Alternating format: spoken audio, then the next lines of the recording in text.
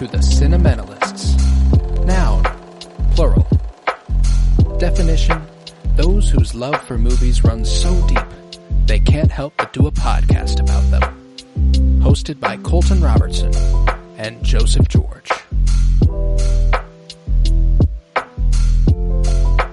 Hello everybody and welcome in to the Cinementalists and happy Thanksgiving, baby. Today we are going to celebrate with Fantastic Mr. Fox, and not just coverage of Fantastic Mr. Fox, but a live commentary of it. So if you would, get Fantastic Four pulled up on Disney Plus or Hulu or wherever you have access to it. You could even try to do it on a physical collection, although me and Joe tried to set up and we noticed that run times are a little different. I'm not sure exactly why. I'm not sure what the difference is there. I'm going to leave that to you. We are watching the Disney Plus version of Fantastic Mr. Fox today. It was originally released on November 25th, 2009. It was written for the screen by Noah Baumbach and Wes Anderson based on the story by Roald Dahl and directed by Wes Anderson. I'm Colton Robertson. I'm joined by Joseph George. What's up, baby? Oh, what up, what up? Always a pleasure to be here. Oh, and it's always a pleasure to have you. This is our fifth Thanksgiving live commentary.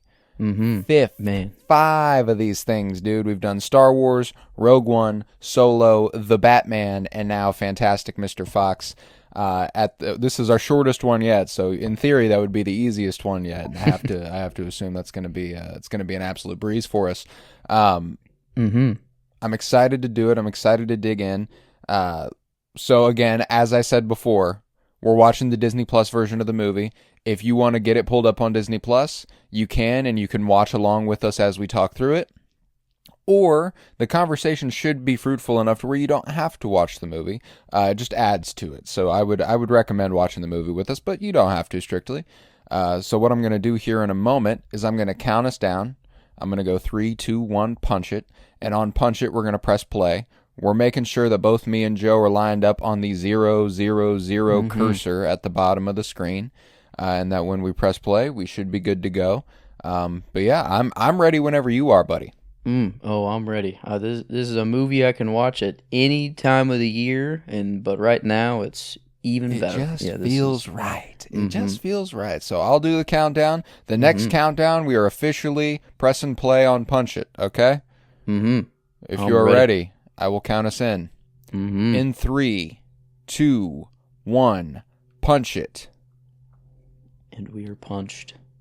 It has been punched. It is done. Yeah, we obviously covered the Wes Anderson movies on our previous podcast, Geek With Me. What is now Geek With Me. It used to be the Penny Bloom podcast. And he was our first director's spotlight. He kind of opened up a new era for the show and, arguably was the domino that led to this being a show at all. Yeah, the very, and then as far as where we are now, I feel like my zone, I'm in the Lynch zone right now, and it is just polar opposite from from Wes. So yeah, we got the happy, very colorful, very vibrant, very very not kid friendly, I guess I don't want to say, but way more always kid friendly, but definitely this is definitely one of his kid friendly movies to be sure. And can't say that about Lynch really. And no, not a single Lynch movie that I think you could make the case for there. The straight story is definitely the most down the. I mean, it is called a straight story, like it is. It's down the middle. That is what it is. It knows what it is.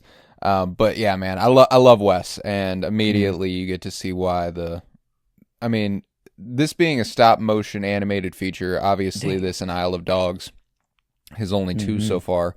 I have to imagine he'll probably eventually do another. Very, very special movies. This movie's comprised of over 56,000 shots.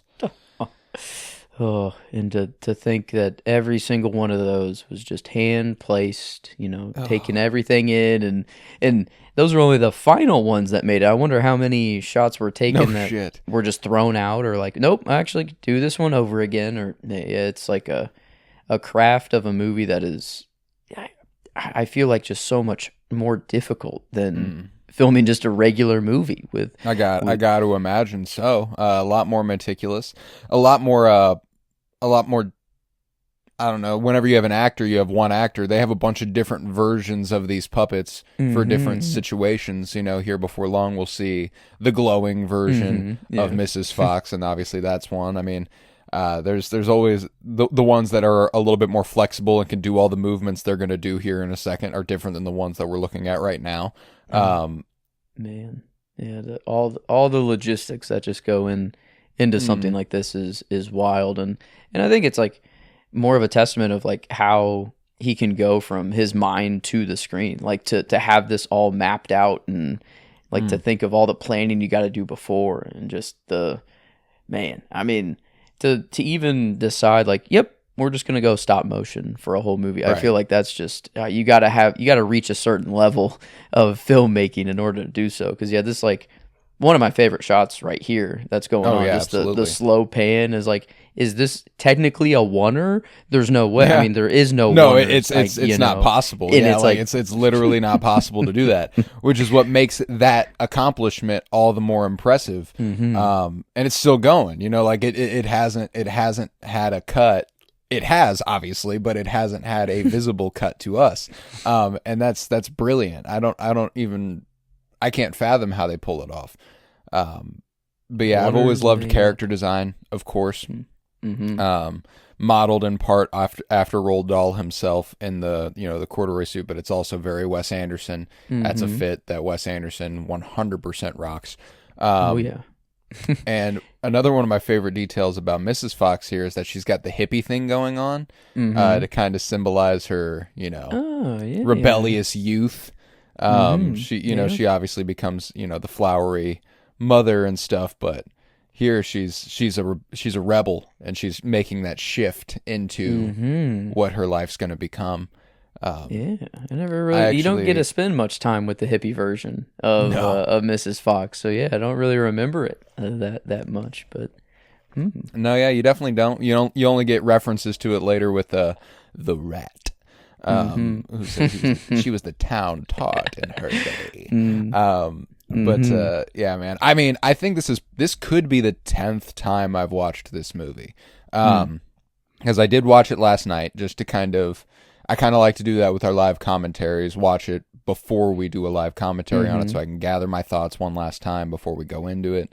Kind of lock in a little bit.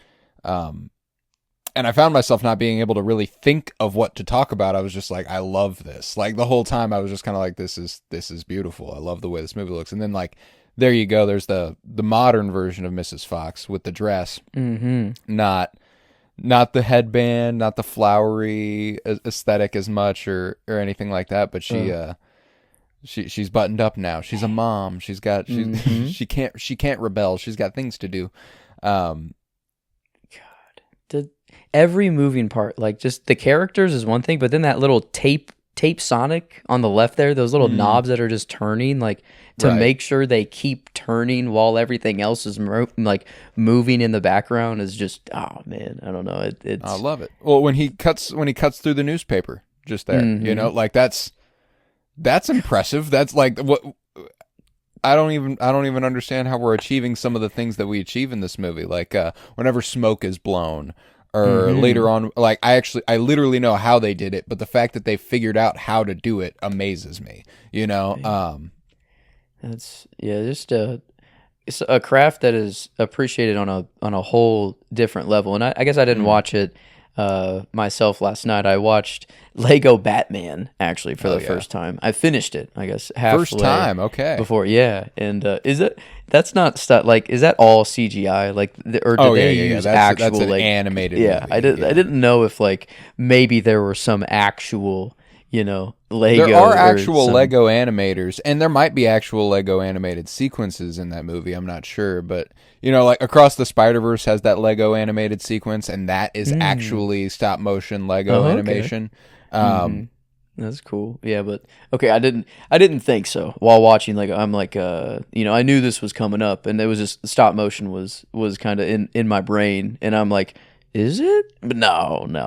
Like I'm like, there's just no way. This has to be done on a computer. But here, I mean, there's there's no way you can accomplish this look on a computer at all. Like, you No. kind of, it has to just be in camera, which is like, what camera are they using? Like, I wonder, is it like, it's obviously not a film camera. It's just just a DSLR, or like I wonder not sure. what. I'm not actually sure what it was shot on in the strictest terms. It does amaze me though, just from shot to shot, you can see the details. Like, I love the way the fur on Mr. Fox's face moves from shot to shot. Like, it does end up having a real naturalism to it, even though I'm sure they probably didn't meticulously move every single hair on his face between every shot. It was just a product of having moved the character at all, but it ends up coming off very normally. And here in these last couple scenes, we've gotten a few incredible featuring actors. Wes Anderson obviously was the real estate weasel, and this is Bill Murray voicing the Badger. You cussing at me? You cussing at me? I love their just every little thing about the whole world they build. Yeah, the good old evil farmers. I mean, it's just so. He weighs so the same as a small rhinoceros and eats 3 chickens a day for every meal. That's 12 in total per diem. I love the like, just there's nothing that there's nothing about them that makes, like, obviously real world sense, and I love that it doesn't have to. That's one of my favorite things about the movie, is that later on, something that's not acknowledged at all until the end of the movie is that the animals do speak and the humans can understand. It's not like other animated movies where, like, the animals speak their own language and it's being, like, translated to English for us. No, they all can talk. If they want to, they could all speak, which is very, very funny to me. And I love the it's obviously it's not going to get a lot of love for being a period piece, but it's obviously not modern. It's not set now. There's a little detail later on that I think actually does point out what year it takes place, or like around the era it takes place. I'm pretty sure it's in the 70s. And aesthetically and fashion-wise, that definitely plays. And it goes with the hippy-dippy thing that Mrs. Fox had going on earlier. Yeah, the good old their costume, you know. And okay, all right, we're done now. That was just give me the damn tree. You know, I'm gonna get it anyway. And the squirrel movers. See, and I love but or what was coming up. You know, do you think he would have bought the tree if he knew the events that were coming up here? I love one of the things that the movie makes the case for me is Foxy's self-destructiveness and his lust for adventure. So I think he does know the inevitability of what's to come almost, and is inviting it a little bit. I think a lot of the movie is an important coming-of-age story for pretty much every character in the Fox household except for Mrs. Fox, who really has a very firm sense of self from go. But I think the movie is a lot about grappling with the expectation of who you're supposed to be, grappling with your nature, and finding who you are through all of it. You know, like Mr. Fox brings up multiple times, you know, we're wild animals. You know, I'm a wild animal. This is what I do. This is our nature. But Mrs. Fox has proved, you know, well, you're also a father. You know, like you have other animals to look after. Yes, we're wild animals. Yes, this is our nature. But you have greater responsibilities that you have to look after. So yes, you'll make mistakes, and yes, this will happen. But you can't put us at risk just because you're a wild animal. Not a good enough excuse. Yeah, maybe a thing to know in the back of your mind, you know, I guess, because you know, these are foxes here, but I think it's very much so trying to tell a human story. Oh, yeah. And we are, you know, very wild, or we were very wild, but now, no. We are very domesticated. We don't have the wild nature in us anymore. No. Well, and I think that whenever they say we're wild animals, it's kind of the animal version of somebody going, well, I'm only human. You know, like, I'm going to make mistakes, and I'm going to fuck up, and I'm going to do this, and I'm going to do that. And Mrs. Fox kind of makes the case where it's like, yes, you are going to make mistakes, but you have to take accountability for those mistakes. It can't just be, oh, well, I'm a wild animal. Oh, well, I'm only human. Like, things are going to happen. No, if you could have avoided the mistake, and you knew going in that something wrong could come of it, you know, maybe you shouldn't have made that choice. Yeah, and he's getting back in, you know, or I guess not quite yet, but he's already thinking about it. What's a fox without a, forgive the expression, chicken in its teeth? I don't know what you're talking about, but it sounds illegal. I love the voice acting in this. I always have. I think that Kylie's voice actor. Oh, I wish I could remember his name off the top of my head, because he's not a overly working actor by any stretch, like George Clooney or like Meryl Streep or Jason Schwartzman or a lot of the folks he's acting around. In fact, I think he's more just a Wes Anderson homie of sorts. Where are you, Kylie? Not even on the main page. I gotta go into the more cast to get him. Dang. Yeah, there he is. Wallace. He was actually up way higher. Wallace Wolodarski? Wolodarski. Wow, yeah. Oh wait. Why does he look familiar? What the heck is he in? The Darjeeling he was Brendan Limited? in the Darjeeling Limited. He's the assistant, Okay. Owen Wilson's assistant in Darjeeling Limited. The one that he tries to keep at the back of the back of the train, and he has alopecia and stuff, and that's the whole character that they've built there. Guess he's in the French Dispatch as well as the Cheery writer. Writer? Probably one of the ones that, you know, they go through the hallways and they're like, they have one writer who never wrote a single word and only ever brainstormed what he would write about. And they have the blind writer who does art reviews based solely on description and, you know, all that stuff. So I'm sure he's one of those. Wow. One of those writers. He actually goes all the way back to Rushmore. He's a referee in Rushmore. He's in there. He's in the Darjeeling, obviously here as Kylie. He's also in Grand Budapest. Good stuff. Good stuff. So yeah, I guess Wes uses him, but yeah, wow, that's Wally Wolodarski, definitely one of the funniest parts of the movie. Kylie here, but this is a familiar sight for those who have watched, you know, The Wonderful Story of Henry Sugar Shorts. The little wooden slat across the lap, and you know, the microphone and stuff. This is how Roald Dahl would write his stories. So I mean, I think it's perfect that he's paying homage to a author he clearly held in great reverence. Man.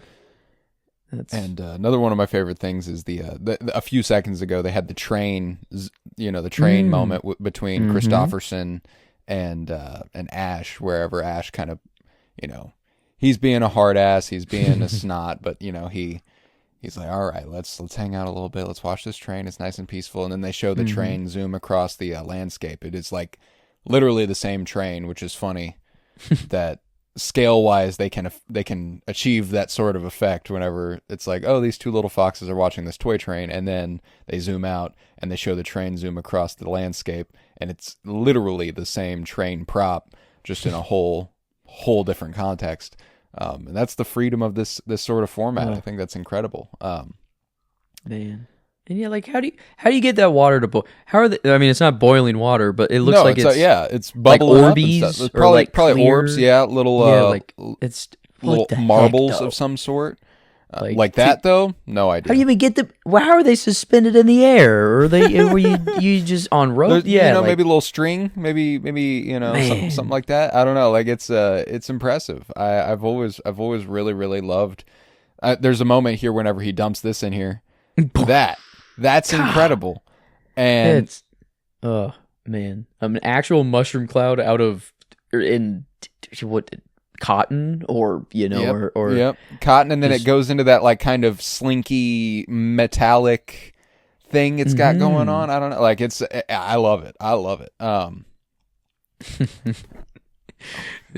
Just the instant jealousy of, just like You're disloyal. As a lab partner. So intense. Yeah, that's so intense. No, you're not. You're disloyal. I fucking love Jason Schwartzman. I'm always going to love Jason Schwartzman and the stuff that he manages to, he's a really, really talented actor. And I think that this is, as a voice actor, obviously, I haven't seen him in a ton of stuff as a voice actor. It's like this and Across the Spider-Verse, to connect it back to that again, because he's Spot.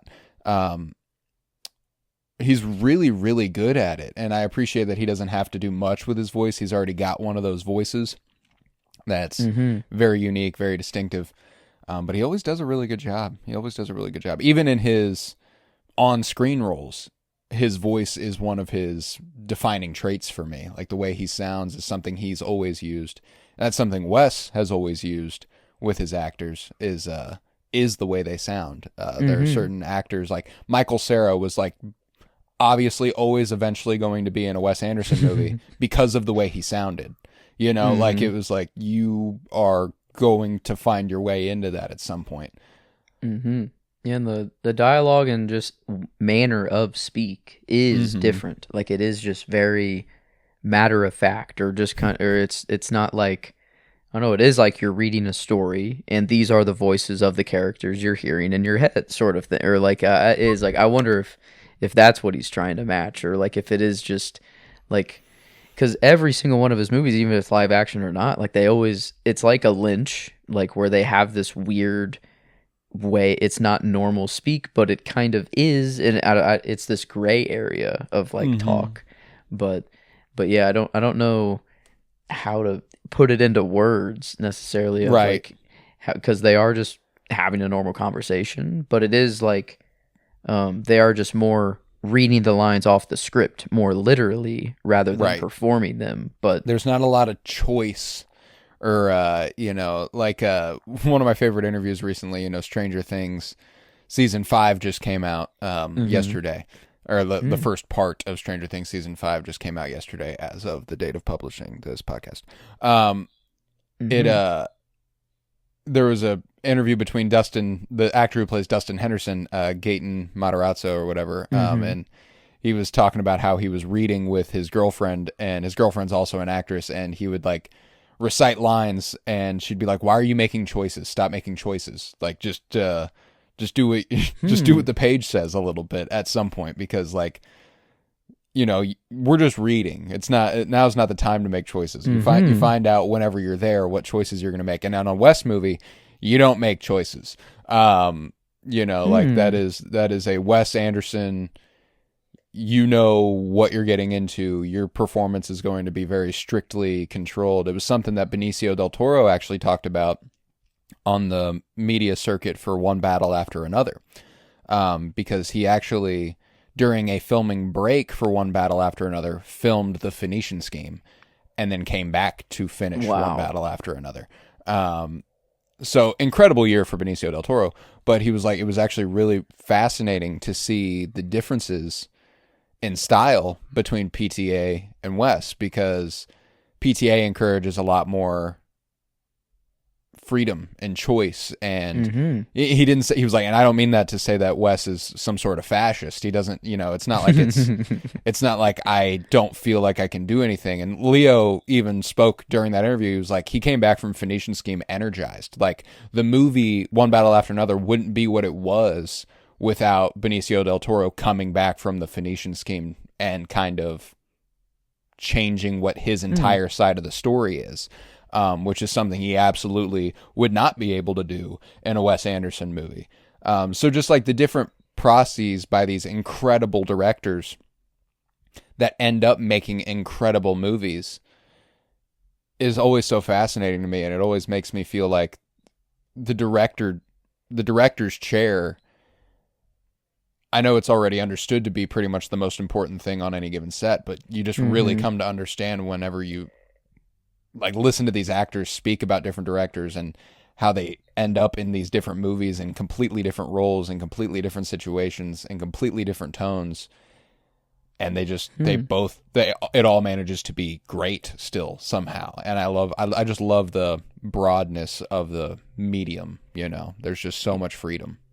Yeah, you can, like, as I like the use of choices where like it does seem that Wes is the one making the choices kind of for the actor, or any other director can actually leave it up to the actor, be like, actually, I'll give you the base, the big notes of what I want to hit, but I want you to fill in the gaps of everything. And then it's like, there's always give and take, or I guess for both, but yeah, I guess like when you're telling a story that's based on like a book, and I guess every movie is written and what's going to happen at the end even before it comes up as the director. But like, I think Wes is more like the book has been written. These characters are defined. It's like you should just act in this way because it is this character for just this one story. And like I don't know, that's a really like the interview of like, we're just reading, why are you making choices? That is to be an actor reading a book and like wanting to put your own spin on a character, but then they're already so defined. There are directors who encourage that, though. That's the other thing is one of the movies I watched recently, and I know we're supposed to be talking about this, but it's all related. One of the movies I watched recently was a Jean-Luc Godard film from 1960 called Breathless. One of the most incredible pieces of French New Wave cinema ever. Breathless is a beautiful, beautiful movie. It's very free flowing. It's almost formless. It's like a crime noir romance that does not keep you like, it doesn't keep you on the edge of your seat. Like, oh God, what's about to happen? What's going to happen next? It's very, very lived in. It's very just, these are normal people. And I watched it because I've always thought I need to watch this, but also there's a new movie that just came out on Netflix called Nouvelle Vague, which is directed by Richard Linklater, which is about the production of Breathless. So I wanted to watch Breathless and then watch that movie because I love Linklater, so I wanted to get around to it. And the way Goddard directed that film was essentially like he didn't give the actors pages. He would get on set and he'd give them ideas and tell them, like, this is kind of the vibe I'm going for. Wow. You guys go for it. And he's like, I don't want you to act. I want you to be you. Mm-hmm. Man. And like, but be you, but as the character. And like, that's such a funny, and like the actors were like, that's infuriating. Like, I have no idea what the fuck you're talking about. But it ends up really, really paying off. And over the course of the production, they ease into it. They get absorbed in it. And the movie ends up becoming an absolute classic when nobody believed in it at all. Yeah, it's crazy to be like, yeah, Wes being like a dictator fascist, director kind of thing. Like he is, right. But like, I guess sort of like as far as the spectrum goes, like as directors go, like that, this situation of letting the characters go and being just them, I feel like is the loosest you can possibly, is like no direction at all. Let's just see what happens. Very laissez-faire. Very laissez-faire. But then here, I mean, Wes is like, he's basing it off a story, but then he has obviously a very clear vision of what he wants. And yeah, I feel like that he kind of just, you have to make the movie in this way. Like you can't just turn it off and on, and let some scenes, the actors just go. I feel like it has to keep the style the whole way through. Oh man, so, here he is. This good old Willem Dafoe. But to connect it back to Fantastic Mr. Fox, you already feel that sort of, I don't know, grave degree of control by Wes in a live action movie. This feels like it's on a whole other level because of how like he literally there's literally every single movement dictated by the creative process. And one of my favorite behind the scenes things is that the actors didn't just go into a studio and record their voice lines. They went on they went outside and they like performed the actions that the characters were theoretically going to be doing and recorded it. Wow, I didn't know that. Yeah, That's exactly. awesome. Like there's behind the scenes footage of George Clooney and Wally Wolodarski like running through a field, like saying the lines that they're saying to each other in that moment a little bit ago. This is one of my favorite Clooney looking tussling, with Bill like, Murray. with Willem Dafoe. Yeah. They're getting after it here. But it's my job. Yeah, Willem Dafoe. I think I quote, "It's my job," maybe once a week at least. It's my job. It's my the voice job. is just so it's so good. The snaps, the theme that he has, the little banjo. He's got that classic 50s villain thing going on. Super funny to me that Mr. Fox climbs up to where is like eye level for this. Like if he would have stayed on the bottom shelf, it would have been fine. But then I guess we wouldn't have had that. We wouldn't have had the moat. Exactly. Guess, There's another one of those puppets. Another one of those puppets that obviously they didn't just fold one of the ones that already existed. They built that thing like that. We need the apple cider shaped Mr. Fox staff. I need production. it. I want it right now. I want it right here. I love me some. It is truly melted gold. I'm not the real hard cider alcoholic. I've just been drinking normal apple cider. Oh my God. Like I see why this dude lives off it if he could. Cause I mean, if I could only drink apple cider for the rest of I might be okay with that. Like, no, it's delicious. Yeah, it is. He's thin as a pencil. Because he lives off a liquid diet of alcoholic cider, which is so fucking funny. Yeah, that's why I couldn't do it. It'd be nice if there was somehow all the other nutrients built in to apple cider that you need, but yeah, can't do too much with just the good old liquid diet. I know that one. And no, I'm not going back to a liquid diet ever again in my life. That was a liquid diet, dude. No, been there, I love food. There, done. I love the food. Big fan of food. Obviously, today's a big food day. Yes. Generally, had me my first round of Thanksgiving on Sunday, with my mom's side of the family. Had a little stuffing, had a little mashed potato, had corn and mac and cheese and rolls, and oh my God, I ate. My stomach just rumbled so hard. My microphone might have actually picked that up. That was insane. Man. Oh, it was so good, but I felt like shit all night because I don't know. I've lost a lot of weight over the last like year and a half, and the way that I've done that is by portioning meals, and then Thanksgiving rolls around, and I'm like, fuck that. I'm eating all of it. So last night I was just, I was just so full, dude. It was ridiculous, and that's why I love the holidays for that reason. I'm so ready to just gorge myself. I don't get to. I don't do that often anymore, and I love that. That's what Foxy's trying to do for his family. He's like, eat up. That's another thing that I love about Foxy is that obviously what he's doing is very self-indulgent. There's an element to it that is for him, undoubtedly. He wants that excitement. He wants to be. He wants to be a fox. This is what the fox's nature. We're sneaky and we're fast. We're agile. We can do these things. But there's also I don't want to feel poor anymore. Yeah. I don't want to feel. That's the human side of it. I don't want to feel like I'm incapable of providing for my family. I don't want to feel like I can't be the man that you all need me to be. So he goes out and he steals some chickens. He steals some squabs. Yeah.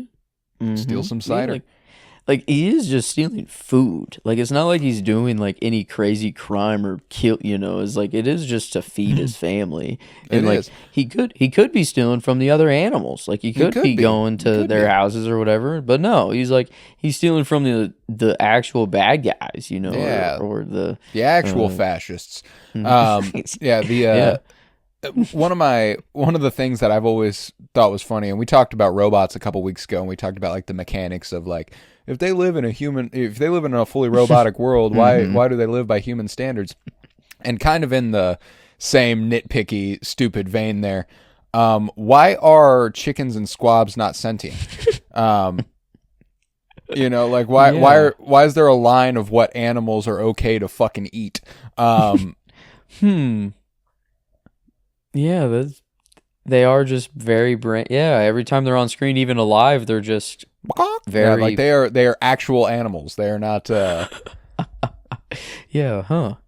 That's well, I guess we do it in our world, you know. Oh yeah, we absolutely do. And that's the thing, is like it is within the animal kingdom, and you know, a lot of these woodland creatures don't actually feast on each other, so it makes sense that they don't resort to it because it's not something that they actually do most of the time. But I love I love that they still maintain a sense of the animal kingdom, as it were. And even the wolf, you know, at the end, that's more. I think that's just an actual wolf. Lupus. Yes, yeah. Just an actual lupus. But oh yeah, I love their back and forth. It's so good. About to get that Rebel Without a Cause reference here. You say one thing, she says another, and it all changes back again. It's a James Dean quote from Rebel Without a Cause. Love the reverence that Wes clearly has for so much older cinema. Hey, putting up, you know, reference. I didn't even know the wooden slat over the chair was like a reference to Rolf Dahl, like in how he putting that together. That was really cool. And like in the shorts, and then now like, yeah, I feel like there's so many references that just go so over my head that I don't even know are being. Oh references, yeah, I mean. He's got so much reverence for so many other creators, which is why I'm like he's incredibly libertarian in his creative sense. He wants to be able to do whatever he wants. But I love that he clearly holds such high regard for specific creatives and, you know, for specific actors that go with him. God, gorgeous shot, by the way. Love that. God, it could have just been all dirt the whole time. No, we gotta go in a fucking crystal room and like just oh man, an opal den. I love this. Meryl Streep is so good in this movie. And insane that it's Meryl Streep, by the way. Like one of the greatest actresses of all time is voicing this stop motion animated fox.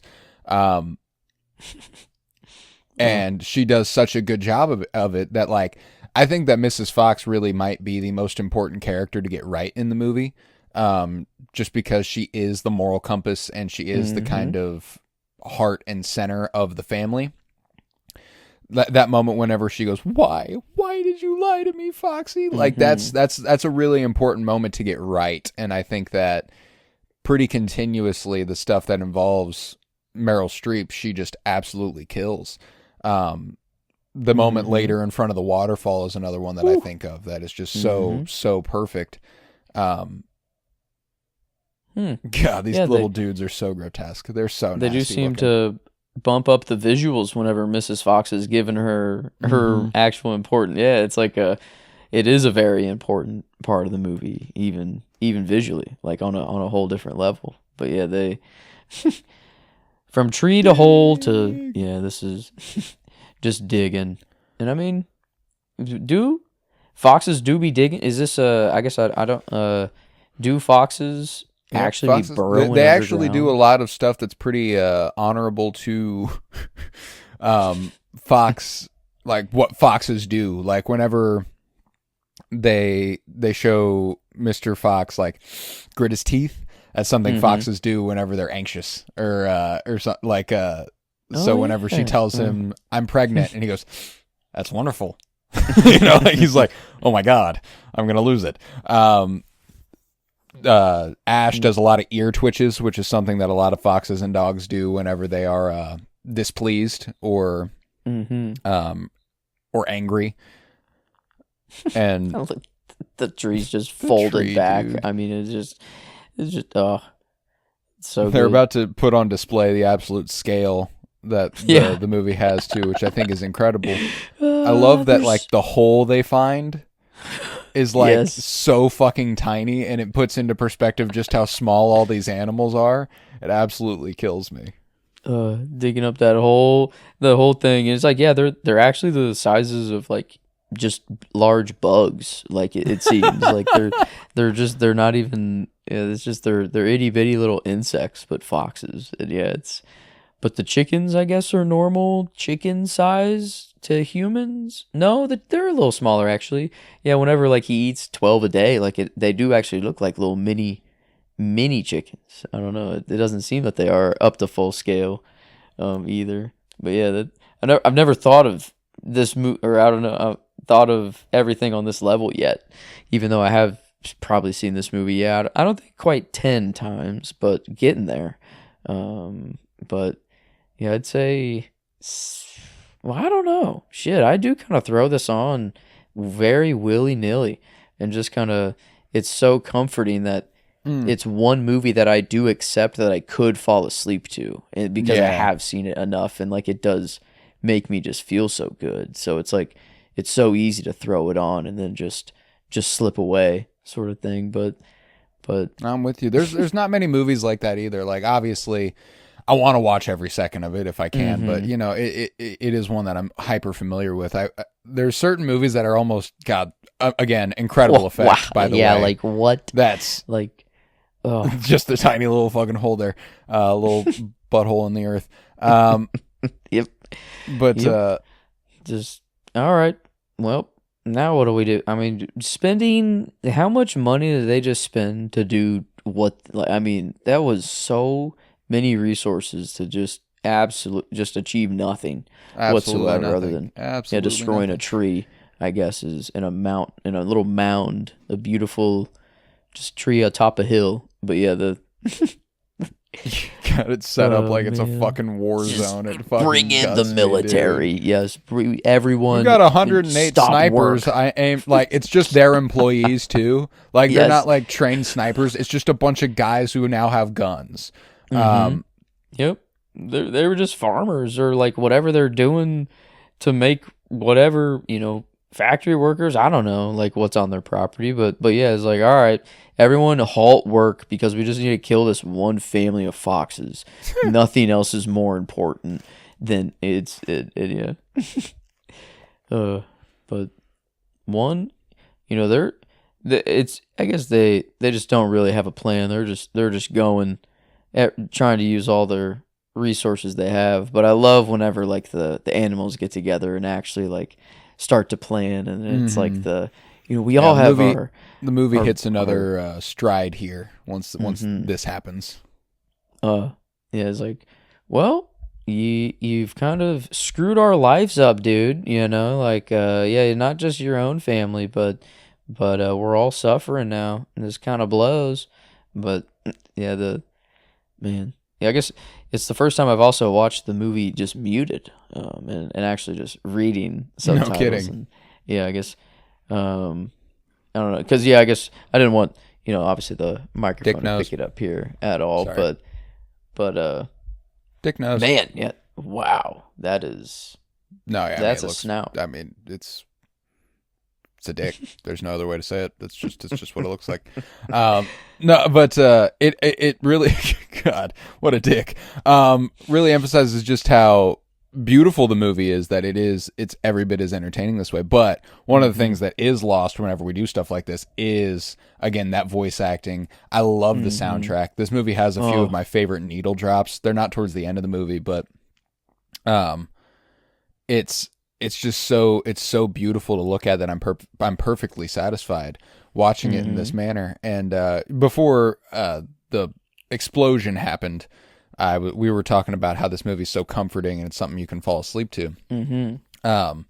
I'm right there with you. It's one of those ones where it's one of the only modern movies that I find myself capable of doing that to. Like most of my comfort movies that I'm like, oh, I could fall asleep watching this are like old-timey black and white. They have this sort of like swelling orchestral music thing going on, so like it's real quiet. Like Casablanca is a really good example of one that I can fall asleep to a lot, because I know the movie so well. It's so beautiful and it's so comforting for me that whenever I'm going to bed at night and I hear that like swelling orchestral music that kind of comes on every once in a while, and the old-timey transatlantic accents and all that sort of stuff, like it's super satisfying and super warm. I don't know. And there's not a lot of movies in the modern era that feel that way to me. This is one that it almost captures the essence of a movie older than itself. And I love that moment. Oh, God, I love that. There's something kind of fantastic about there, isn't it? Yeah. The little arm, the little swivel. You're just different. No, and yeah, but even though I am watching it on mute, I mean, I can hear the twinkles. I can hear the voice lines. Like, yeah, it's like it is so known. Like, I do know this movie, and yeah, it is. I kind of feel out the vibe. Yeah, it's so satisfying. And Alexander Desplat, underrated in the composer game currently, I would say. When it comes to his work on this, I mean, all of Wes, Moonrise Kingdom, Grand Budapest Hotel, French Dispatch, Asteroid City has an incredible score. He also did Little Women, which has one of my favorite, the 2019 Little Women, one of my favorite scores. Just flies under the radar, I think, as far as one of the best composers in film right now. And this is one of my favorite works of his. It has such a It knows itself so well, and this is obviously a great needle drop here. The new Frankenstein he did, I guess. Wow. Oh, that was Desplat too? Yeah, looks that makes sense. Wow, I fucking loved it. I fucking loved the Frankenstein movie. Speaking of stop motion, Guillermo del Toro does a lot of stop motion as well. He did Pinocchio. I don't know if you ever ended up watching that. No, not yet. But he also Desplat also composed that as well. Okay, yeah, I love Alexander Desplat, dude. Damn, yeah, he's made some good movies. But yeah, Wesley, he loves to have like a good old group, like Asteroid City. They have that little banjo or good old just solo song out of nowhere, and I get this one, and of course the farmer's got to come in and just ruin it. It's actually a banger, and it's actually like fucking hitting. In heaven. Gosh, I need to watch Asteroid City again. It's been a while. Yeah, I don't. Up numbers wise, Asteroid City, man. I mean, I threw that on. I've watched the shit out of that movie, dude. Like very fast too. Like it did not take me long to watch that much. It was just over and over and over for like 3 months straight. Yeah, come on, bro. No, it was actually a banger. You wrote a bad song, PT. Fuck you. I do love Michael Gambon in the voice role there. Really, really talented actor. Sadly passed away within the last couple years. Maybe it was last year. Incredible Rest actor. in peace. Yes, indeed. Pretty sure this wasn't the only Wes role he had. I'm trying to think of what the other one I might be thinking of is, though. I believe he was in The Life Aquatic. I want to say he was in The Life Aquatic. Yeah, I think he was another. Like Wes just has such a deep filmography that even some of my favorites of his, I almost forget about them. Like I just remembered The Life Aquatic, and I'm like, holy shit, he also made The Life Aquatic. Like that's an incredible movie that just isn't towards the top of his filmography for a lot of people. It is kind of a middle or bottom tier. But goddamn, he's just made so much good stuff. Man, he's been in quite a lot. I'm trying to see. Yes, he was in Life Aquatic as Osiri Dracolis, or I believe a bunch of Harry Potter movies. I'm pretty sure he was Dumbledore. Oh my god, yeah, wow. I was like, I'm seeing there. I didn't read the character below it, but yeah, he's fucking hello.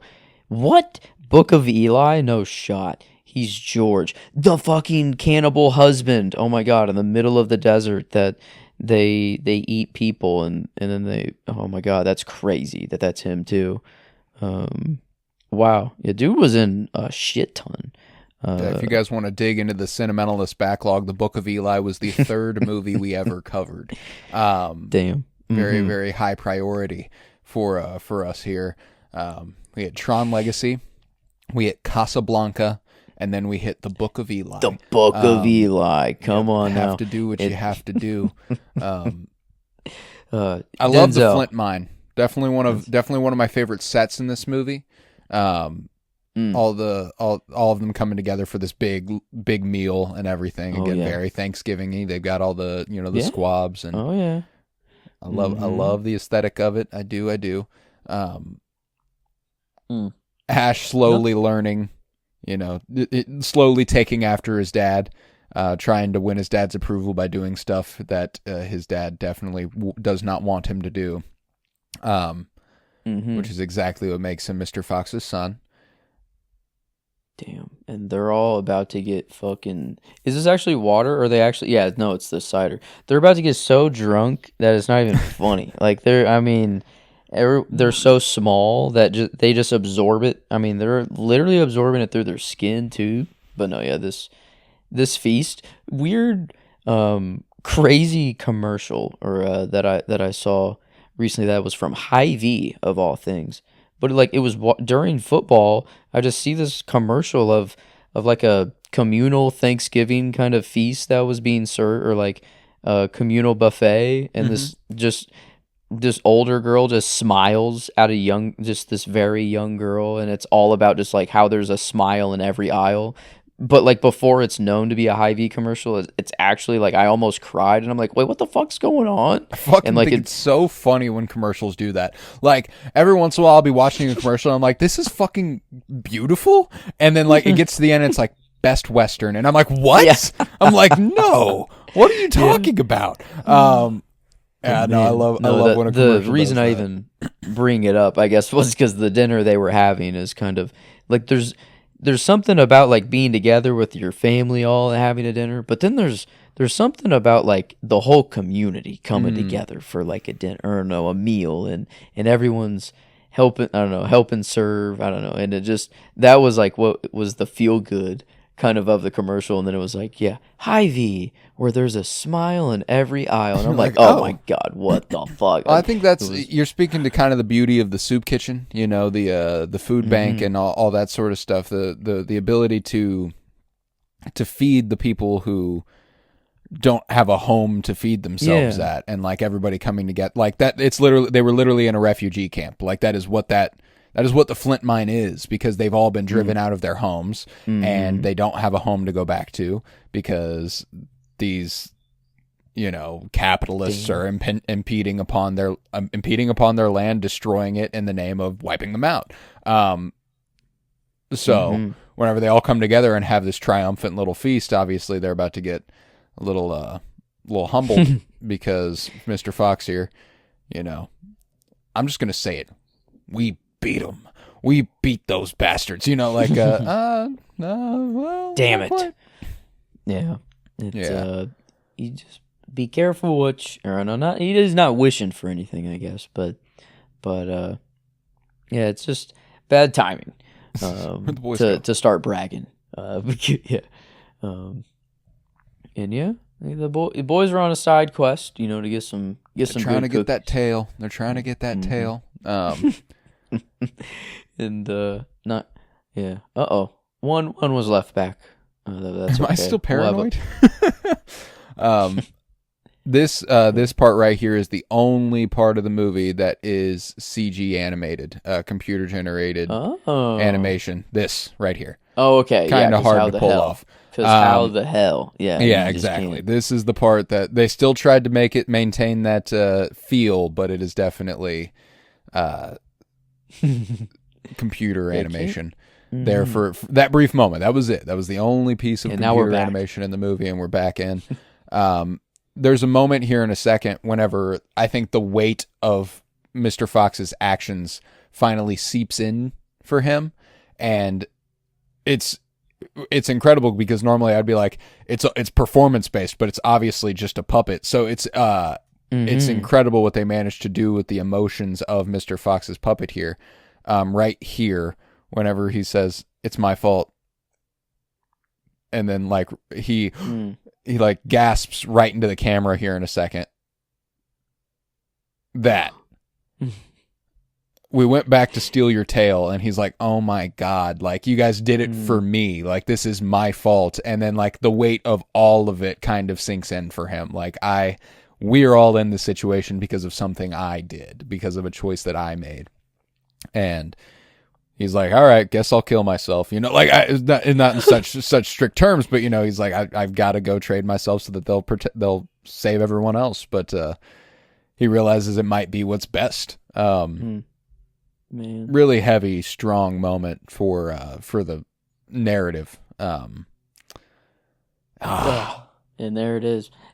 Yeah, it's like, and even before, like the light just shining through the grates and like on the backs of people, or like the polka dot, and then it's like saran that's just wrap. saran Isn't wrap. that what that is? Just saran like, wrap. What the fuck? Like, that's crazy. It's just plastic, just pulled down. But man, can look so beautiful. And yeah, like the moments where Mrs. Fox has to come in and lay down the law, you know, or kind of keep the moral compass going and like the movie going. It is always looking beautiful while it happens. I mean, they do seem to hype up these moments, the true important moments of the movie. Oh, absolutely. I think I have this thing where I need everybody to think I'm the greatest, the quote unquote fantastic Mr. Fox. This is one of the more relatable parts of the movie for, I think, generally men, which I think is interesting. This perceived or internalized expectation that you're supposed to protect, and you're supposed to be, you know, the provider, and you're supposed to be the one who knocks, if you'll forgive the expression. And I appreciate that in this moment, he's accepted that he's got to be the one that does this because of the, I don't know, falsity in that. Like, he felt like he had to act alone when he never really did. He felt like he had to do these things that he shouldn't have had to feel like he had to do. Man, well, how the heck is Lego Batman actually lining up a lot with this movie? Of like, is like that's like the main struggle he goes off, is like he sends his family back away to safety so he can do all the bad stuff, but even though they wanted to help him in the first place, it's kind of wild how like I didn't think that this viewing would, I don't know, be related whatsoever to Fantastic Mr. Fox, but I don't know, yeah, maybe a little bit, maybe you got a little connections there. But man, yeah, this, and finally them having their moment, you know, and yeah.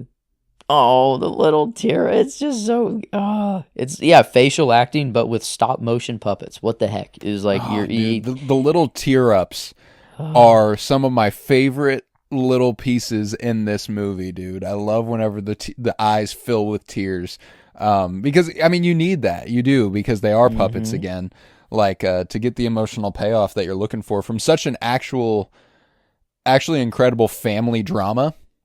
Like, it's obviously steeped in this comedic wrapping, but like that moment a second ago, whenever Mr. Fox is like, I got to sacrifice myself just to save everybody else, and Mrs. Fox is like, you shouldn't have to, but you're right. I love you, but I shouldn't have married you. Like, that's heavy. Like, that's not light stuff. So I appreciate the approach they take in, you know, balancing the intensity with so much levity. Obviously, the return of the rat is something we've been waiting for. Yeah, like they actually, in like, you know, they have to talk now because they gave him this letter. Like, bro actually works. Like, the for rat them, reports to them. He doesn't just chill there. Like, why do they have to write it in the magazine? You know, it's like, you know who it's coming from. It's like, I love how they like, yeah. It fucking kills me, dude. I love it. Man, yeah. It's kind of, I think the parts that I like the most of the movie, or like the very ending, is obviously, I mean, it all comes together, but like the action kind of the movie, super like fun. Here that's coming on, is like, it's fun, but I think I appreciate the more like the first and second acts, like of it. Just, it's so much more in that comfort vein, I feel like, or like it's very easy or very smooth, and it gets, you know, picks up, and like, I'm not complaining. Not by any stretch, but I tend to agree. Like, the movie's first hour, I think, is the strongest. The strongest, in the last 30 minutes you know, I mean, like they're still incredible, and the very, very ending kind of returns to that quaintness and that comfortability. But right now, it's the consequences of the actions. You know, it is the literal discomfort through the narrative. This sequence is fucking awesome. I've always loved the stop freeze motion frame. within the stop motion. Yeah. You know, I mean, well, yeah, the stroke, man, it's too good. But it whooped his ass. He's got that shit.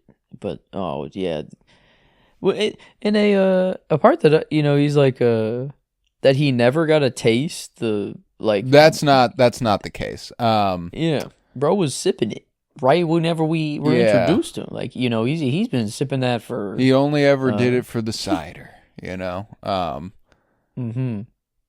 And yeah, it gets. And he just wanted to give him one last taste of what it's all been for, and obviously it's extremely dirted and disgusting at this point. Yeah, black liquid gold. Sacrifice sliding their heads in, just looking. He redeemed himself. Redemption? Sure. But in the end, he's still just a dead rat in a garbage pail next to a Chinese restaurant. Like, damn. Incredible bar. R.I.P. This is one of the funniest shots to me. I don't know why. Foxy's face kills me. Just like and I think it's because I actually explicitly love when my dogs do this. Like whenever I'm walking downstairs and they're looking down at me and the entire weight of their face droops downward. It's so funny. Yeah, and I think his whole it's funny facial structure did change there. Yeah, his eyes, like, yeah, I don't know. It's drooping, it's heavy, and I think there's a moment a little later in the movie where I think they specifically made the puppet for probably that shot, like that head of the puppet for that shot, and then we're like, we might as well find another way to use this at some point because there is another shot later where he's looking down and they use it again. And there's not much time left in the movie, which is what makes me go, they probably just kind of went, let's figure out another way to use this if we can. Get a little return on the investment. I cried a Pennsylvania. Now we're assembling the team. You know, it's getting real. But man, in a way, I'm actually kind of glad that flood interrupted my toast earlier because I didn't interrupted us because I didn't like the toast I was giving. I'm glad. Yes, always looking on the bright side. Always looking on the bright side. Which great character trait for Mr. Fox there.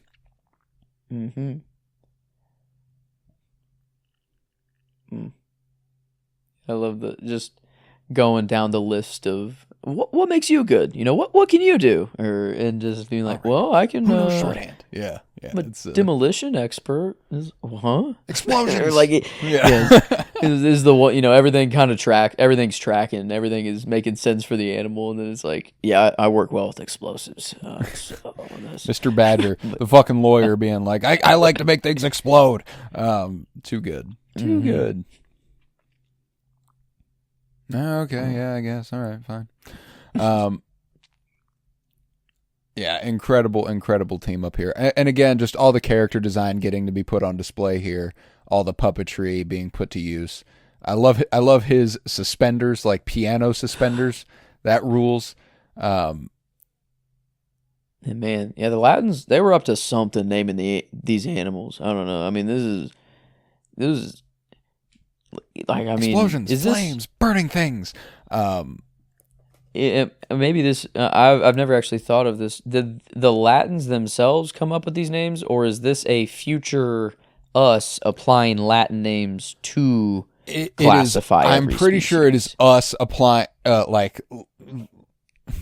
using Latin names to describe animals. I'm pretty sure, because here in a second. That's the shot I was talking about, by the way. Him looking down at the mouse. But right here, whenever he tells him, I'm pretty sure they didn't even have opossums in ancient Rome.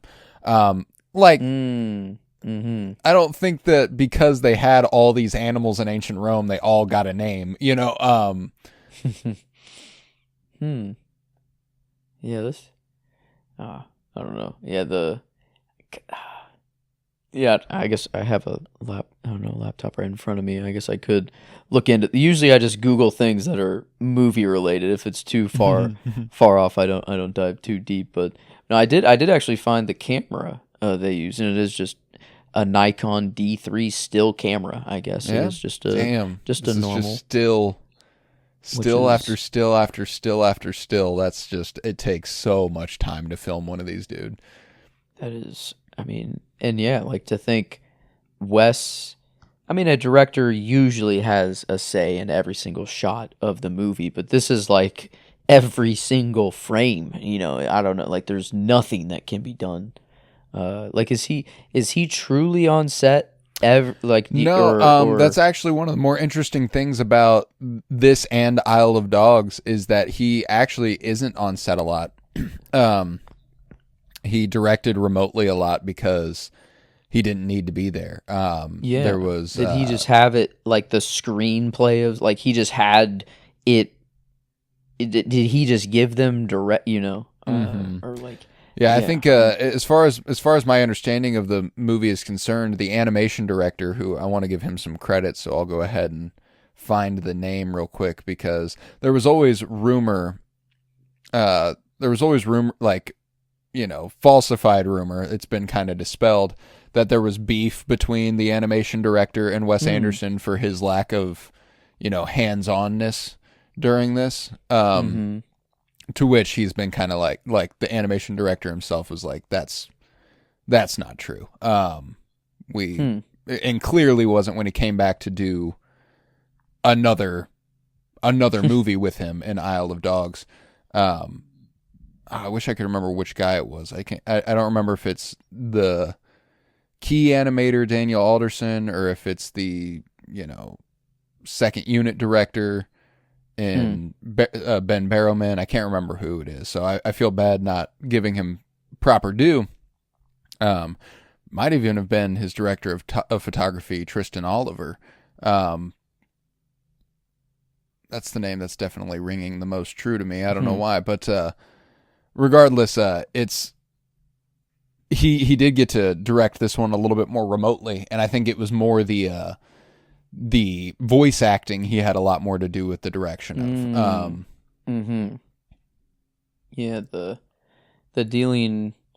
Yeah, because I guess even on his live action movies, that is probably where most of his resources go, anyways, just to the actual actors. And like, yeah, Right. he has his style, but like that's just probably just production and whoever, in this case it is an animation director because it is stop motion, but in the real world he just throws it to the cinematographer or the product set designers or whoever it may be. So yeah, it is like it's weird to think of the logistics of kind of making a movie like this, but it does make sense. It's like once the looks of everything is okayed and you have all the puppets, then it is just making it. Let it ride. Yeah, that's and what's cool too is that when it comes to Wes Anderson, his style obviously bleeds through so profoundly in everything he does.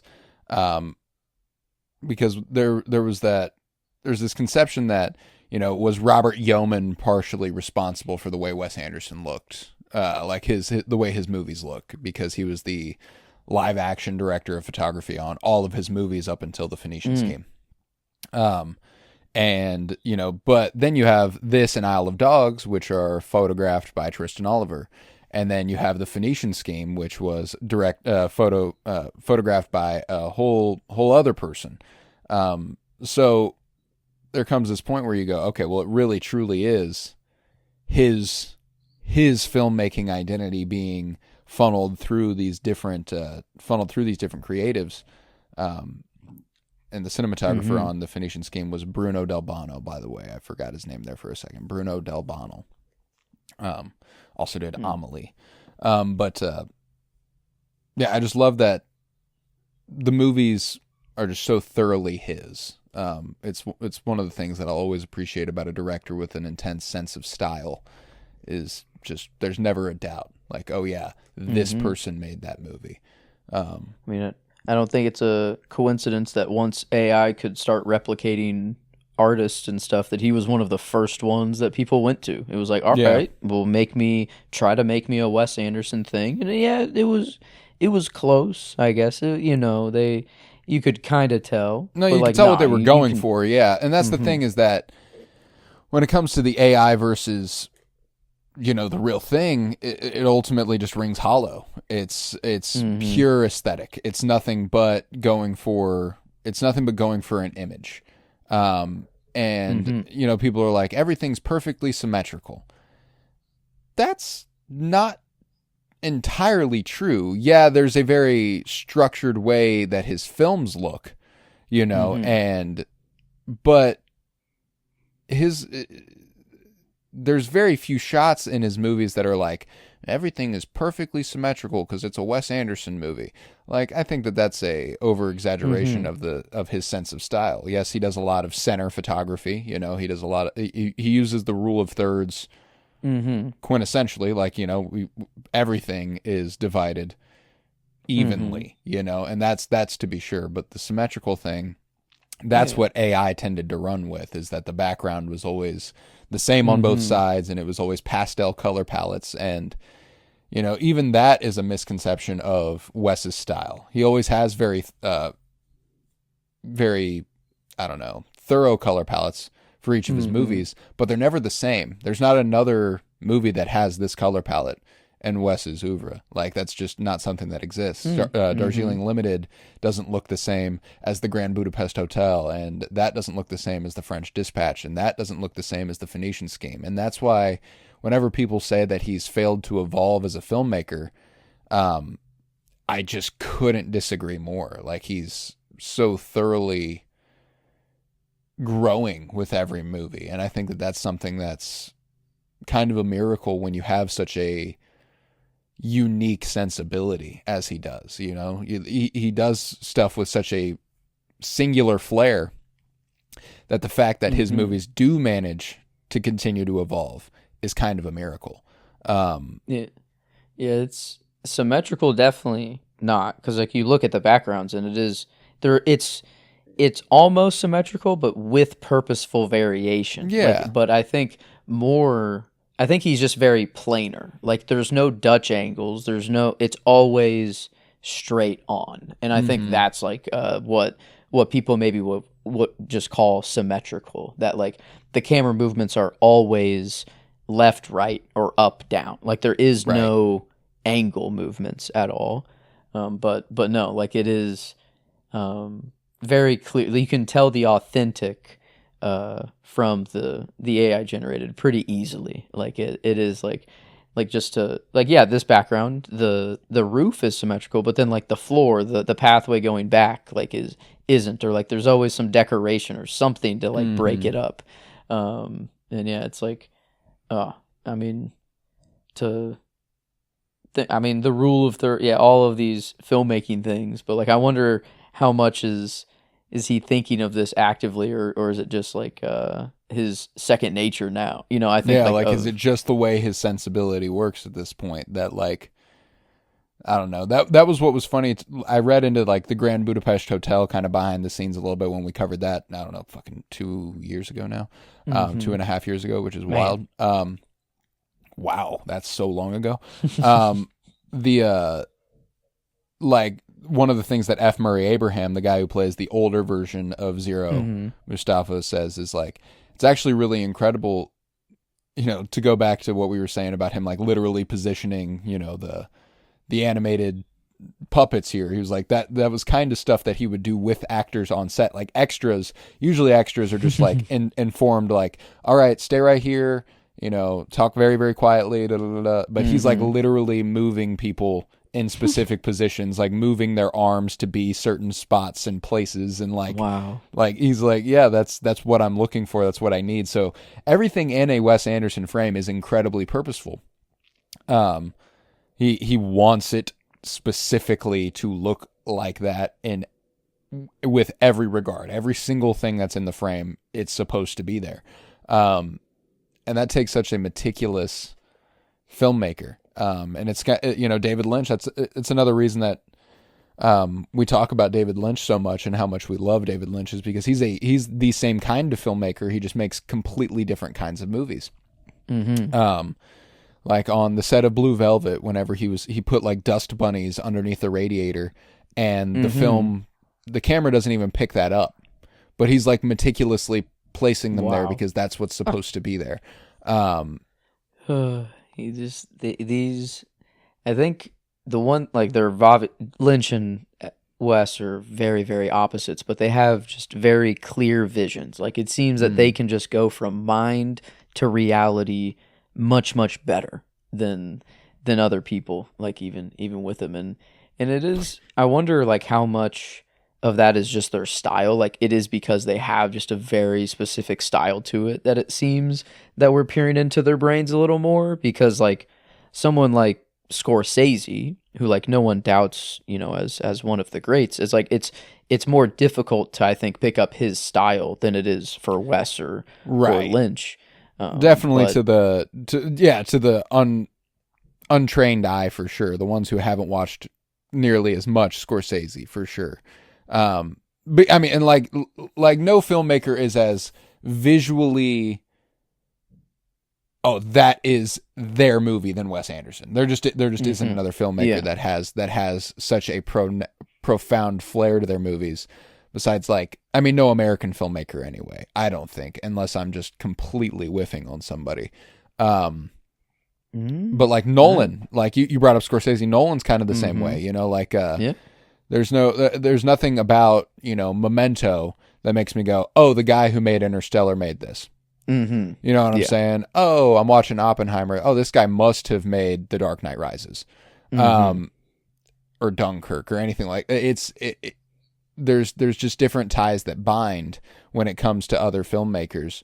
And it's almost like an energy they have more than it is a literal visual sensibility. Like Scorsese's films almost always have a sort of kineticism. There's always an energy, that a fast pace, a movement of the camera that kind of keeps you going. And, After Hours and The Wolf of Wall Street being made by the same guy doesn't surprise me at all.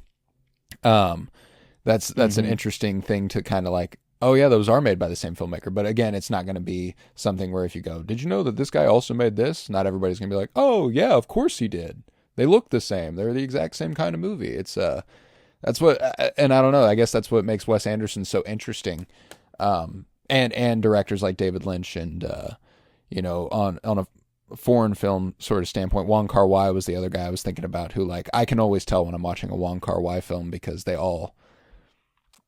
look like that. There's a gorgeous sheen to the camera that's like, this is a Wong Kar-wai movie.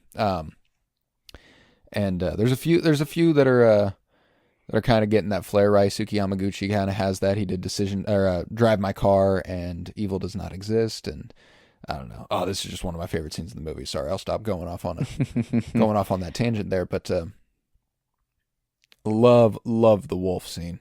And this is another one of those moments, Canis Lupus, whenever a tear wells in Mr. Fox's eye, and it's just so perfect. It's just such a great moment. Oh, the fist bump too by the wolf, give it it's so majestic. Just so, I don't know. I've always had this. Animal. I love every animal. I love dogs. Dogs are one of my favorites. But the wolf, and then it's so fast. It wells up and then he's back. And just taking in the majesty of nature and kind of respecting. Yeah, like he just overcame his fear and he saw the beauty in it right then and there. Like. Because at some point you just have to face it, like he'd never actually seen a wolf, he'd never faced a wolf, and then the second he sees a wolf and it respects his space and he respects it and he sees it in all of its majesty and he's like, oh my god, this is actually special. What was I afraid of? God, I love it. I love it. Neat. And there's the same train used how many times? It was used in the movie. I wonder, but I don't know. The good old wolf, wolves.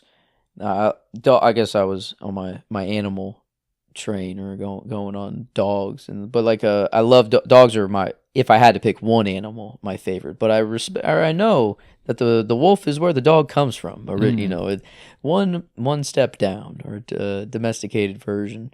But yeah, it's like the wolves have always been majestic. I don't know. I love. There's just a certain nature to them. I don't know. You can't have one as a dog. You have to let it roam free, like, sort of thing. You can't domesticate a wolf. It almost feels wrong. But I don't know why. A dog, it feels okay. It's like what they kind of want, maybe. I don't know. But yeah, I don't know. Even for his realization of him having a moment there, and yeah, it's like this is where the movie starts to get good again. Yeah, it's like just like comforting and cozy and everything. Yeah, I mean the wolf scene might really be when it hits that, but this is if anybody listening, you know, doesn't have the volume on their TV up to like hear us along with it, definitely turn your TV up a little bit, because this is one of my favorite needle drops ever. Right here when he goes above this grate, and then boom, that guitar that kicks in right there, and like, oh God, I love it. I love that needle drop so much. It just makes me so satisfied, and it again defines that cozy feeling that the movie has. And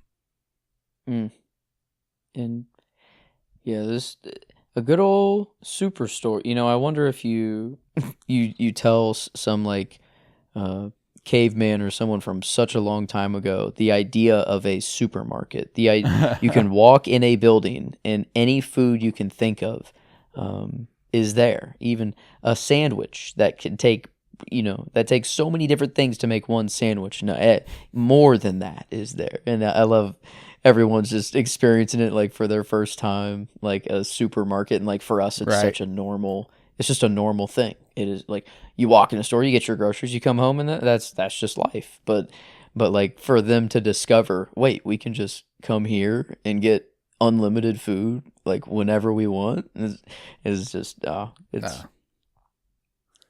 The closes early on weekends. It's so good. Getting on the soapbox, literally. It's so good. The literal soapbox, apple juice, and Christopherson, the only one to not have apple juice. I don't know. He's got to be different. You know. He's also the only one with a blue color palette in the entire movie. His fit the whole time is yeah. Oh, Christopherson is. Yeah, Christopherson is the one with the blue. Yeah. The blue color. Okay. He's got the outsider energy.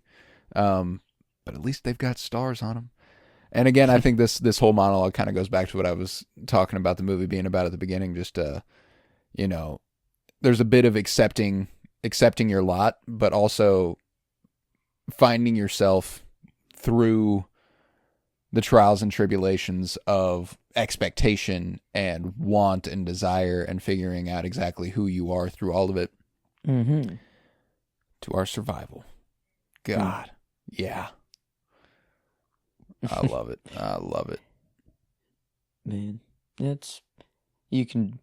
don't know, that line of logic can be real dangerous of, you know, we said that they're wild animals, but it's our version of I'm only human. And it's like you can make a very, very bad mistake and chalk it up to you're only human, or no, you must evolve past that. You know, you can't use that as just your cope kind of for everything. No, yeah, but it's a fine line, you know, like, because there's also the element that's like you got to forgive yourself a little bit too, because you are only human. You are going to make mistakes, but you can't lean on it as the cop out, you know, like, oh, well, I'm only human, so shit's going to happen, and that's that. Nah, but if you do make a mistake, you got to be willing to forgive yourself for it. I love this image. I love that they're still robbing Bogus Bunsen Bean. Super, super satisfying. And they were just stealing from the source before. Yeah, now they got like, the pretty packaged, now it's all packaged, the packaged shit. But at least they've got stars on them.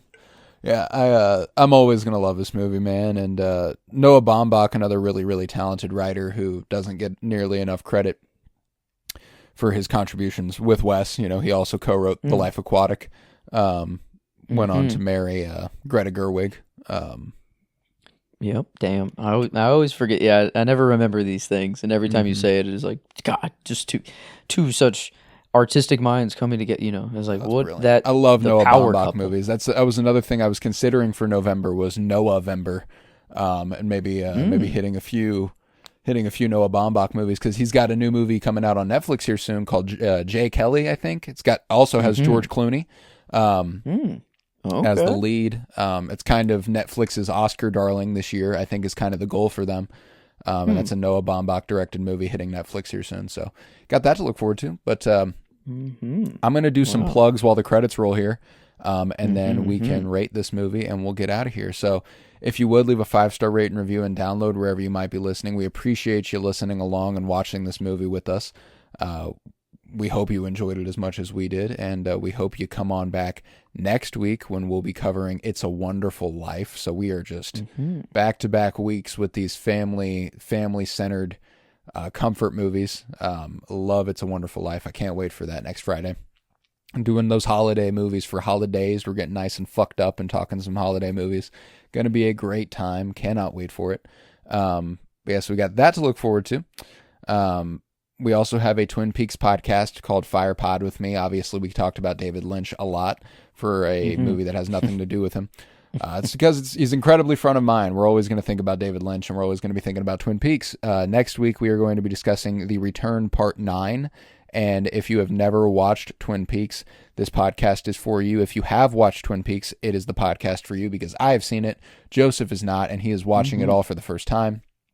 You do have to have seen up to the point we are at. That is obviously very important. But beyond that, it is what it is. You just gotta lock in. You gotta lock in a little bit. Adrian Brody credited as the field mouse. What the fuck? Did not know that. Wow. That's best actor winner. Adrian Brody there is Microtus pennsylvanicus. I want to fight.